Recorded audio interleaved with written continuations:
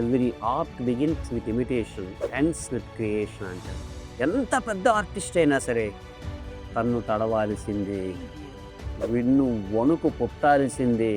బంధుర గంధాచల గంధవాహ విచలోత్తుంగోర్మిజాలేతరేతర సంఘట్టన జాయమాన. ఒక పద్యానికి రాగం యాడ్ అయితే ఇంత లైఫ్ వస్తుందని అనుకోలేదు ఎప్పుడు. యాక్చువల్లీ పద్యానికి ఎప్పుడైతే రాగస్పర్శ ఇచ్చామో అలా ఉండిపోవలసిందే. గగనం గగనాకారం సాగర సాగరోపమం రామ రావణ యుద్ధం రామ రావణయోర్యుద్ధం రామ రావణయోరివా. ఇదే పద్యాన్ని వేరే రాగంలో అది బాగా చెప్పారు. అదే రాగాన్ని ఏడుపు రాగంలో ఒకసారి చూద్దాం. నాకు చాలా బాధగా ఉందండి అంటుంటారు చాలామంది.